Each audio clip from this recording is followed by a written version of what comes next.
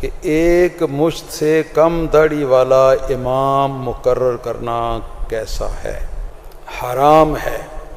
ایک مشت سے کتروا کر کم کرنے والا داڑھی کو امام جو ہے اس کو امامت کے لیے مقرر کرنا حرام ہے اور کبیرہ گناہ ہے، اور جتنے لوگوں کی اس کے پیچھے نمازیں برباد ہوں گی ان سب کا وبال اور ان سب کا گناہ جو ہے وہ ایسے شخص کو امام مقرر کرنے والوں کے سر پر بھی ہوگا۔ مسئلہ سمجھ شریف میں آ گیا جی؟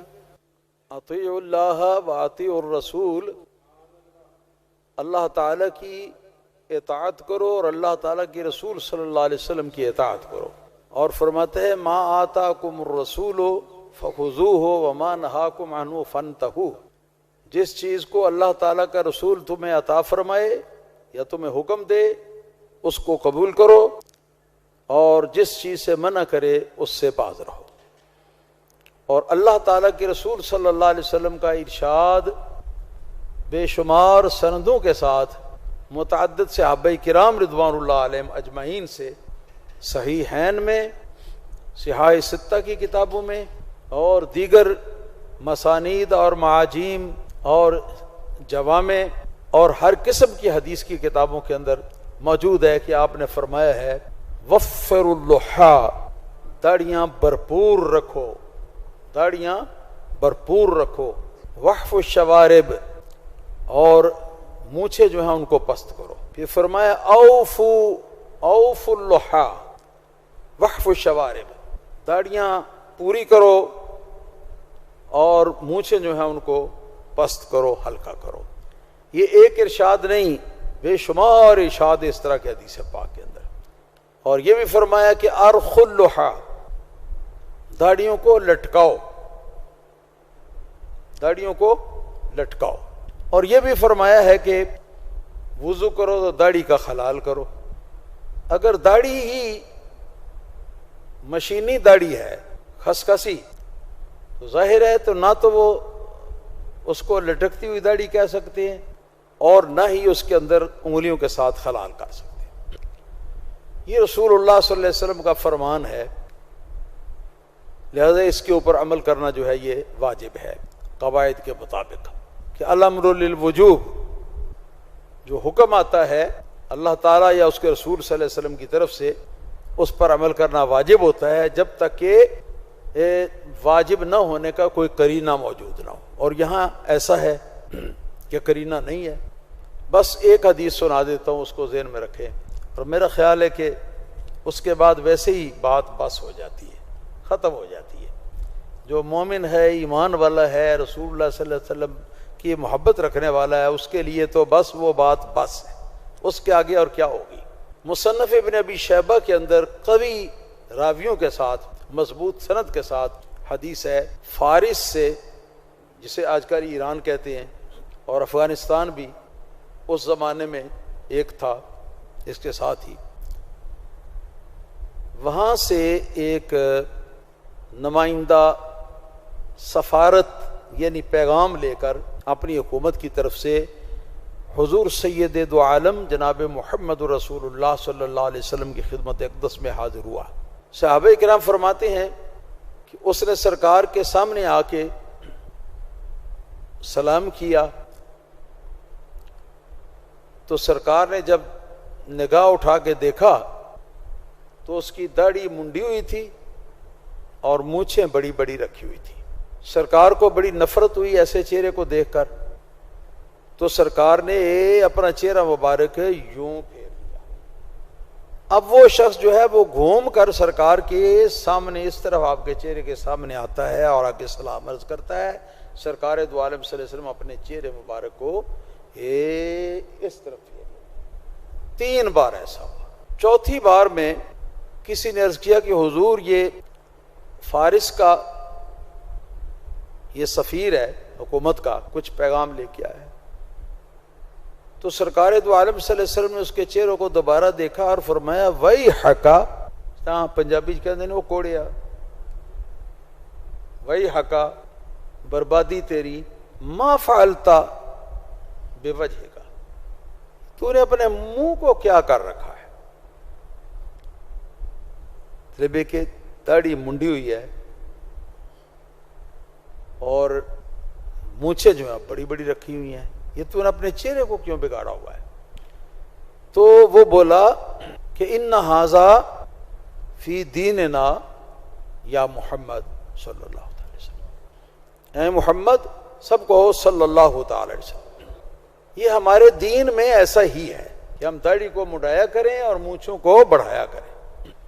سرکار دو عالم صلی اللہ علیہ وسلم نے ارشاد فرمایا کہ وَلَٰكِن لَيْسَ هَٰذَا فی دینی، ہم نے فرمایا کہ ہمارے دین کے اندر ایسا نہیں ہے کہ کوئی داڑھی منڈائے اور مونچھیں بڑی بڑی رکھے، ہمارے دین میں ایسا نہیں ہے۔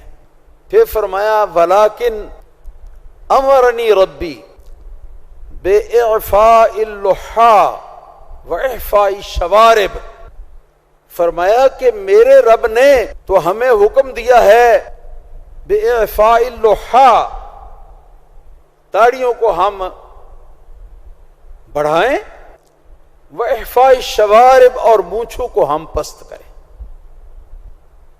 یہ حدیث ہے جس کو میں نے پیش کر دیا آپ سب حضرات کے سامنے۔ اب پتہ نہیں یہ سوال و جواب نیٹ پر بھی جائے گا انشاءاللہ تعالی، تو کون کون اس کو سنے گا، کس کس کے نصیب میں ہوگا کہ اس کو سنے، اور سن کر تو پھر آگے کس کس کے نصیب میں ہوگا کہ ذرا وہ یہ سوچ لے کہ یہ صورت ہمارے نبی کریم صلی اللہ تعالی علیہ وسلم کو ایسی صورت سے کتنا تنفر ہے، سرکار کو ایسے چیزیں سے چہرے سے کتنی کراہت ہے کہ سرکار ایسے چہرے کو دیکھنا پسند نہیں فرماتے۔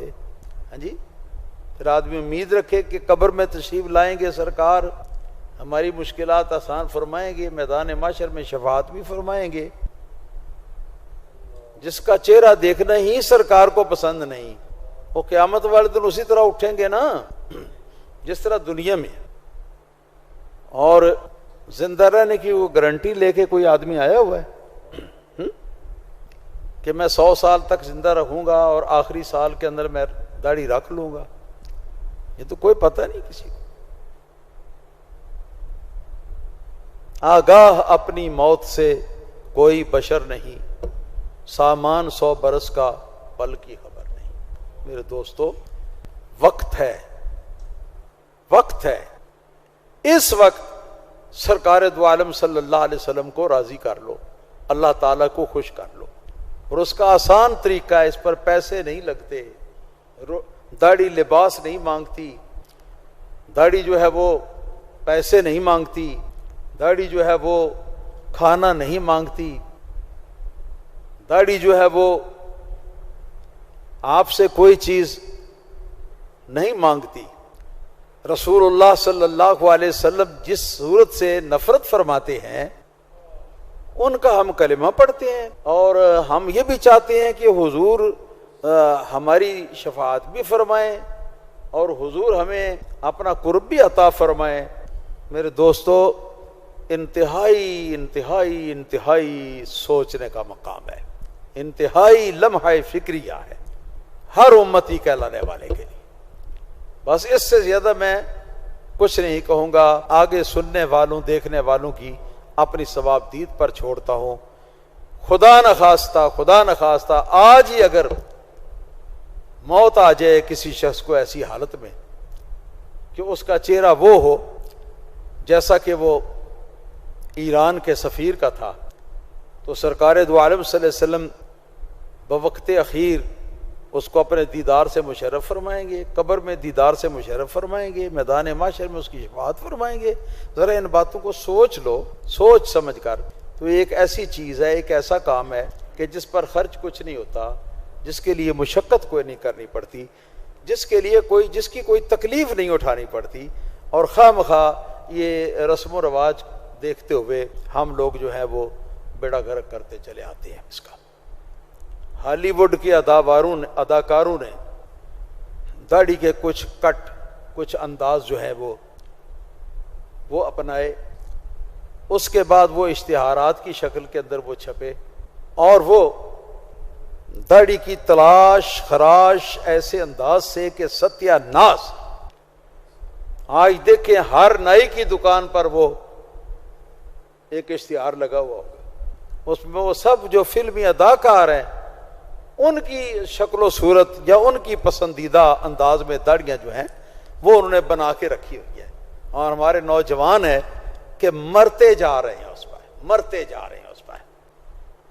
لعنت بھیجو اس طرح کے حلیوں پر, لعنت بھیجو اس طرح کے جو فلمی اداکار ہیں ان کے تیار کردہ ڈیزائنوں کو, اور اپنے پیارے آقا و مولا صلی اللہ علیہ وسلم کی سنت کی توہین سے باز آ جاؤ.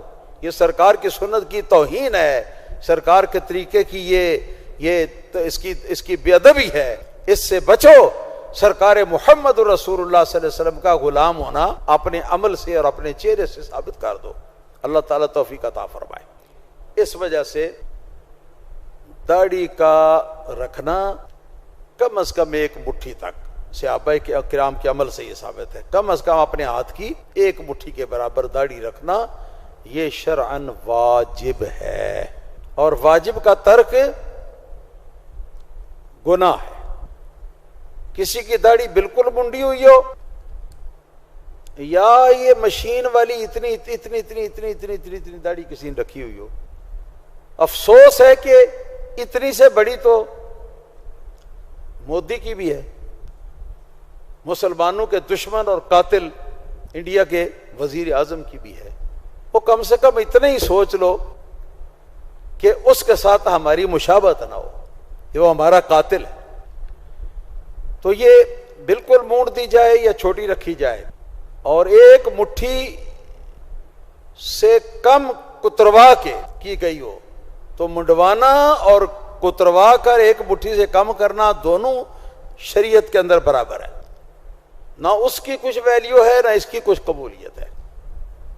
داڑھی 4 انگل کے برابر اپنی ہم رکھیں گے, یا پھر قدرتی طور پر ابھی پوری ہی نہیں ہوئی, تو یہ جو ہے یہ درست ہے.